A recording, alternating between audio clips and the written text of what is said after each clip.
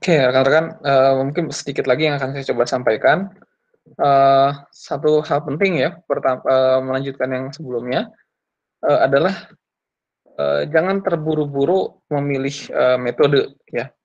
Metode yang, kita gunakan, apakah itu mungkin, bisnis canvas model, apakah dynamic pricing, ataukah nonlinear optimization.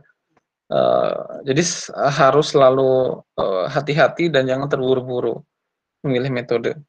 Jadi kita seperti yang saya jelaskan tadi, eee, dipahamkan dulu apa saja, permasalahan yang ada di dalam, sistem kita, begitu ya, tujuan performansinya apa, lalu bagaimana sistem tersebut, berperilaku, bekerja, antara yang satu dengan yang lainnya, bagaimana pengaruhnya, lalu apa yang kita miliki dan apa yang tersedia datanya.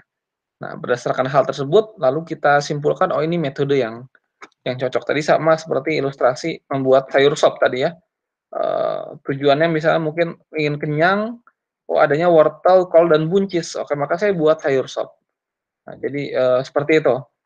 Berarti memang kita perlu benar-benar paham, kita perlu paham apa yang ingin kita lakukan, kita perlu paham, kemudian, apa saja yang tersedia di depan kita, data-data apa yang saja yang bisa mudah diakses, dan tadi kita juga memahami apa batasan-batasan kita, dan kita pahami teori-teori yang ada, lalu kita ramu itu menggunakan metode yang tepat. Dan itu tidak mungkin tercapai kalau kita tidak paham betul dengan metode yang alternatif metode yang mau kita gunakan, dengan, kita tidak paham betul dengan, kondisi dari sistem, jadi bahwa A mempengaruhi B, ya bahwa ya kita tidak akan bisa membuat sayur sop kalau kita tidak paham wortel itu apa, kol itu apa, buncis itu apa, dan bagaimana cara mengolahnya, kita tidak akan bisa. Nah, maka kita perlu benar-benar, memahami betul.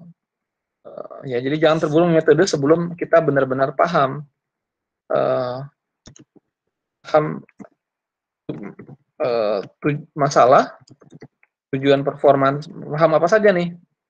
Yang pertama tadi masalahnya ya, masalahnya apa, kemudian,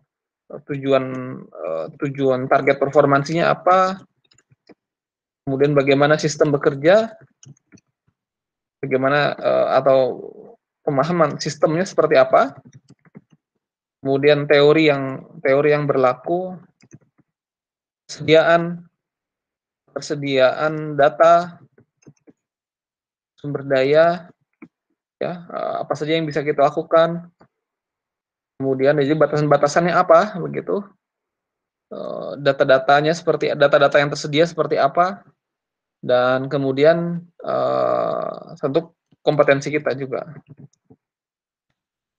Nah, baru dan lain-lain ya, tentu nanti ada faktor-faktor, tapi mungkin ini faktor-faktor, kuncinya, begitu. Nah, tidak harus yang kan prioritas utama kita adalah tadi tentu menghasilkan performansi yang, lebih baik, ya. Meskipun mungkin bisa jadi metodenya sederhana, tapi kalau itu memang bisa lebih baik, mengapa tidak?